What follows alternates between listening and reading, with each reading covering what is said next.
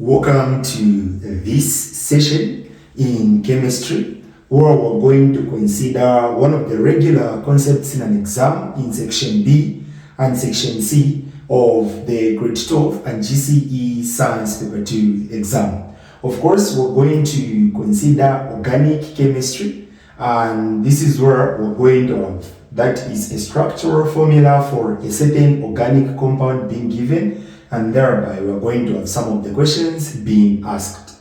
And then the question says, the following is a structural formula of one of the saturated hydrocarbons. So if we can be able to observe, this type of the compound only contains carbon and hydrogen, hence the word hydrocarbon, as that is an organic compound able to contain carbon and hydrogen only. Then we've got a special word where it says what is meant by saturated hydrocarbon. The word saturated means pure, and this is usually able to refer to a group of organic compounds that are called alkenes, because these are the only compounds that contains a single bond in between carbon atoms throughout their structure. So what is meant by saturated hydrocarbon? So we're going to say this is an organic compound containing carbon and hydrogen with single bonds in between carbon atoms. So here we're going to say a compound. So a compound of carbon and hydrogen with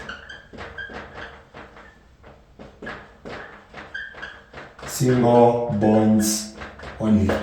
So a compound of carbon and hydrogen with single bonds only. This also specifically means this is an organic compound that contains carbon and hydrogen and a single bond in between carbon atoms.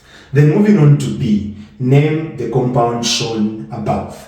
The compound that we have here has been given only of its structure. Hence, we're going to count the number of carbons. So 1, 2, 3, 4. So which means this is C, that is 4. Then 1, 2, 3, 4, 5, 6, 7, 8, 9, 10. So this is H10. So this is its molecular formula. And the number beneath the carbon always signifies the position. So if this is C4, then it simply means it is on position 4. And under the nomenclature of naming, that is organic compound, 1 is meth, 2 is eth, 3 is prop, 4 is but, 5 is pent, etc. So since this is a 4, so here we're going to say it is but. And then, like I said, saturated hydrocarbons are able to be compounds that are also said to be alkanes. If these are alkanes, we're going to end with a suffix ane. So this becomes butane.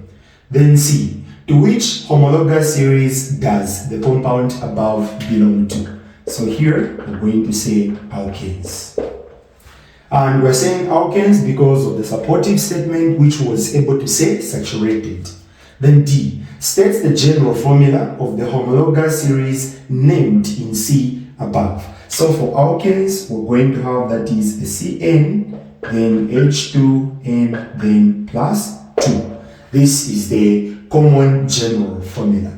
Then E, give one property of the homologous series in C above. When we talk about alkanes, we're going to find that they are highly unreactive, but they are able to undergo combustion.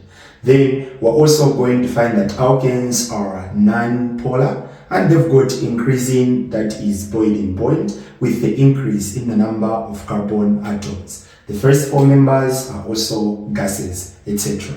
So here we can just say they undergo combustion. They undergo combustion. So these are to mention, but a few concepts relating to the actual question that we had that can help boost the confidence and the preparation on organic chemistry, provided you're given a structural formula and being asked the questions in this manner, provided if you are to prepare adequately for the oncoming exam. Please subscribe to this YouTube channel share the video, and tag those that can find this video very much beneficial. Till in the next session. For now, it's a very good